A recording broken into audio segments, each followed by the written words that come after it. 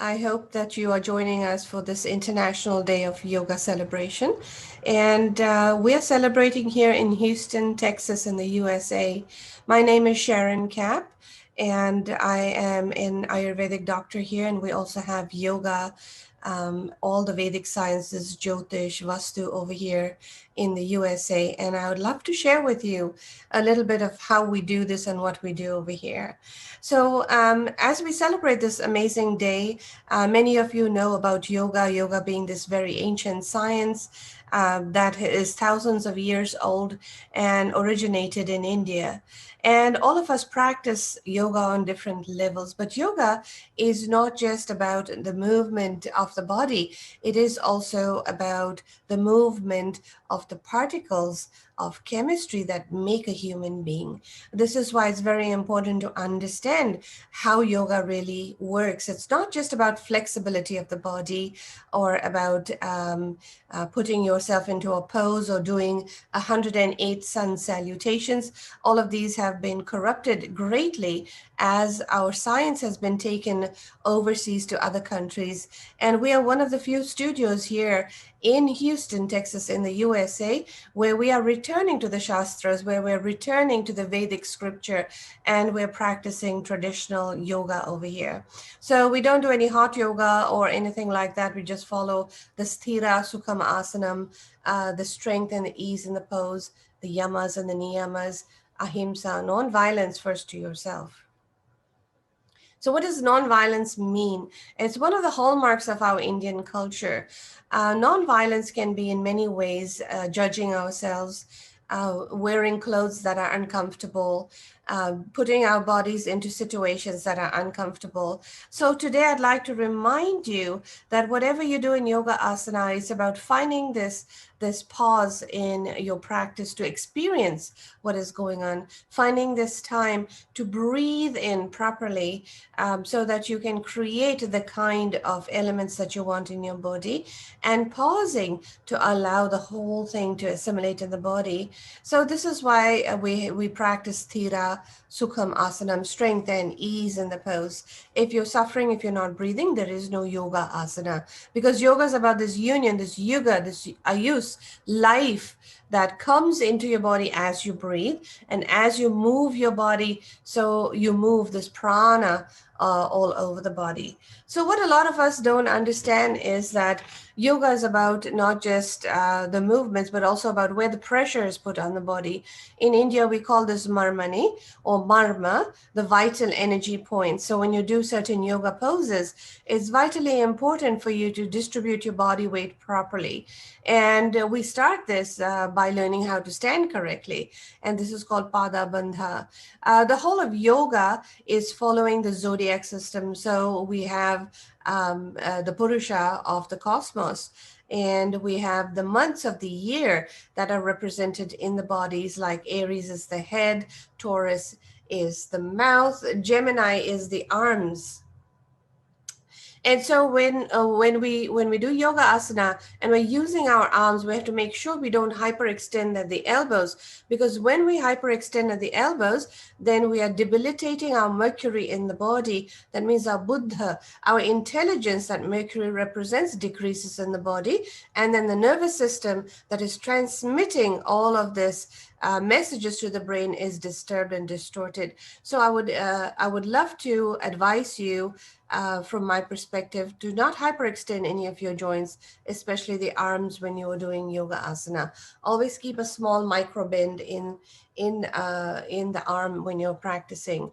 And then there is Cancer that's representing the heart, Leo that's representing your solar plexus, Virgo that's representing your small intestine, Libra the larger intestines and the internal reproductive organs, and Scorpio then that represents the external sexual organs, Sagittarius the thighs, Capricorn the knees, Aquarius, the calves, and then finally Guru, which is Jupiter, the feet. This is why in our culture we touch the feet of our parents, because they are our first gurus.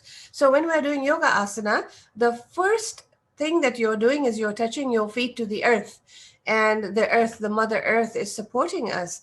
And so extending your toes properly, keeping 2 fists apart between the knuckles of your big toes and your heels, this will align your knees and your hips. I've noticed a lot of people turn their toes to the outside, and then that's going to create a problem in the lower back area. So I would advise you to really find a good teacher that knows the anatomy of the body and understands the planetary alignments, and see how all of these work in the body when you do yoga asana.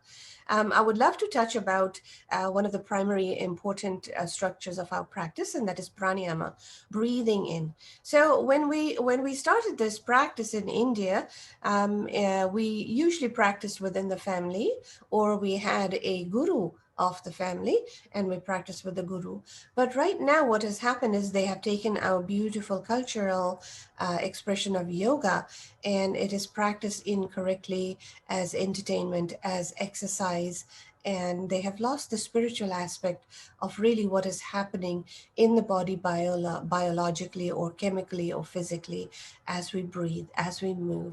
So pranayama is this important aspect of bringing prana. What is prana?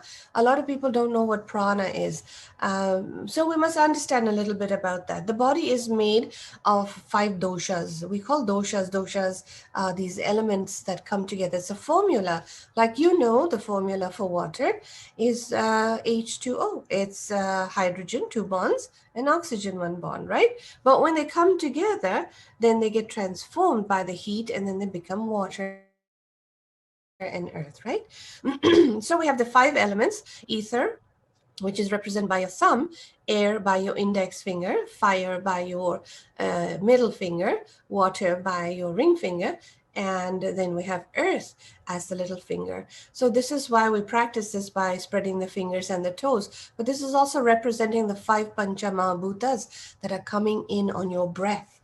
So ether is the hold of the formula that has all of these molecules that decides that there are going to be X number of molecules to make you, and how this molecule is going to move is dictated by the movement of air.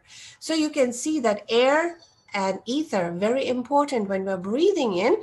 This formula is coming in through the nostrils and going into the body. And then we're using the fire of movement, of yoga asana to move, of pitta, which is your acids in your body that flow like water. So pitta is fire and water. And as we move the body, the muscles move, the lymphatics move, all of these things move, and then it becomes then our body. So it's not just a simple matter of moving the body. It's a very important aspect of how you move the body in accordance with your breathing. So if you're not breathing and you're holding your breath, then there is a huge problem, because your body then is going to hyperventilate, is going to trigger in the body what we call a fight and flight response. So today I'm going to show you some simple expressions to understand how to use your diaphragm when you're breathing during yoga asana. So if you take your fingers, this is the earth finger, the little finger, you place it right underneath your nostrils here, and you open it slightly. And when you breathe, you close your eyes and take a deep breath in. Let's do that. And as you exhale, you'll notice your rib cage, your belly, all of those are relaxing really beautifully. Let's do 2 more of that.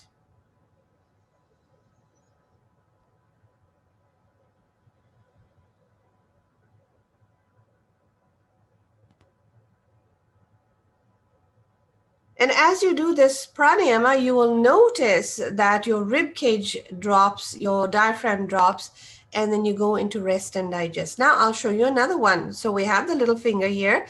If we take the ring finger and place it above the curve of the nostrils and open it out, and when we breathe now, we'll feel that the rib cage is opening out, and it's a very different breath. So try this.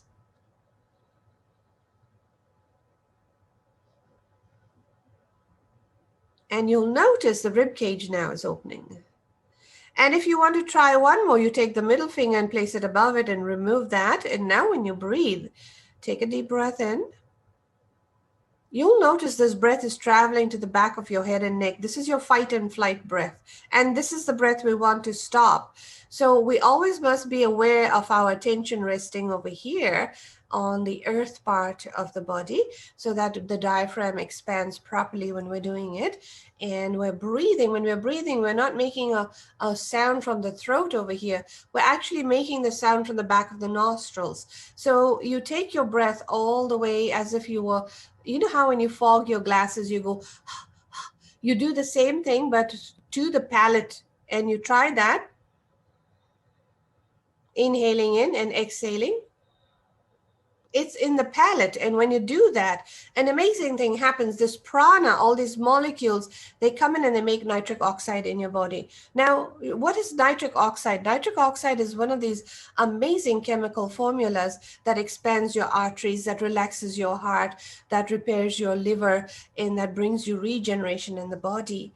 But when we breathe from the lower half of the throat and we make this hissing sound that they call ujjayi breath, that's the incorrect space from where they're breathing. That is going to trigger a fight and flight response in your body. And there's no more yoga asana that's happening. Now it has become an exercise that is raising your blood pressure or that is disturbing the body's equanimity. So there's no sthira, there's no sukham, and there's no asanam. There's no strength, there's no ease in the pose. And we have to remember that this is how we want to do it. We want to breathe slowly.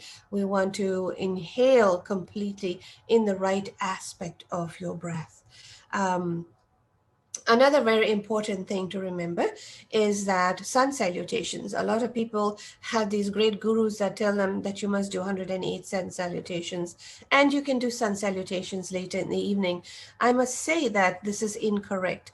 When we're doing sun salutations, an amazing thing is happening chemically in the body. We are facing the sun, so we're getting the early morning sunshine that is regulating the pineal and the pituitary gland. Now, what is the pituitary gland? It is the organizer of all your hormones in your body, of your endocrine system, and it is light sensitive and sound sensitive.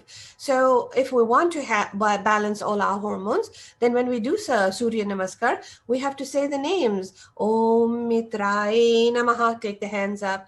Then you have to, say the mantras, all 12 names of Surya, as you're doing the yoga asana. This way you're doing a pranayama because you're saying it on the out breath. And then when you're moving the body, that prana that has come, that sound that has come into your body is triggering then your pineal and pituitary gland to work properly. And it's also registering the distance of the sun and the spectrum of light that is falling on your skin. So our culture, even though it's so old, is so wise. In the old days, they would offer water in a copper pot to the sun, and all that water droplets that were refracting the light were calculating and letting your body know, because your body is photosensitive, how to absorb these colors so that your endorphins, your endocrine system, your physical body, your mental body, your spiritual body, your knowledge body, and your bliss body, all of these would work correctly. Because your body is photosensitive, we must always face the sun in the morning, say the mantra with it, the 12 names of Surya, and go slowly. If you're a Vata person and you're very mobile in your body and you have certain qualities that are variable, then you must be more careful not to do too many sun salutations, because there's a lot of possibility of hyperextension. If you're a Pitta person and you're very fiery in nature and energetic, then you can do your 12 sun salutations. If you are a Kapha person has more bigger muscles and more juicy, they're more grounded, and they can do a few more. But it can only be done in the morning, because that's why it's called Surya Namaskar. We cannot do it in the evening, otherwise you'll start to suffer with heartburn, hypertensive diseases, inflammatory diseases, IBS, all of these kind of diseases we have seen in our Ayurvedic practice of people practicing yoga at the wrong time. So yoga asana should ideally be done early in the morning when the sun is rising at Brahma Muhurta, where where you have finished doing your rituals of organizing your body before your yoga practice. So I just want to leave you with this information, because what has happened is over the years, when we have been invaded by the Mughals, by the British, by all of these people, we have lost this knowledge. We have to learn it back from the West now. And so it is coming back to us in a corrupted form. We as Indians, we as the people that have this great culture, have to delve deeply and find out the actual form of how to practice yoga, how to have this union of the breath, the mind, and the body in the most sacred of ways, without exploiting the body, without hurting the body, and respecting our shastras and understanding the science behind why we're doing a yoga asana, not simply doing it as a form of exercise that is devaluing the great culture of yoga that we have as a practice. So I highly encourage you as a family to practice facing east in the morning, your yoga asana. Do the poses that are good for you. This is very little time for me to express even more information, but you're very welcome to contact me. I am in Houston, Texas. You can find us on www.houston, HOUSTON, yoga, YOGA, Ayurveda, AYURVEDA.com. And I hope you have a wonderful day celebrating this International Day of Yoga. Many blessings of Lord Dhanvantri, Lord Patanjali, Lord Shiva. Om Namah Shivaya.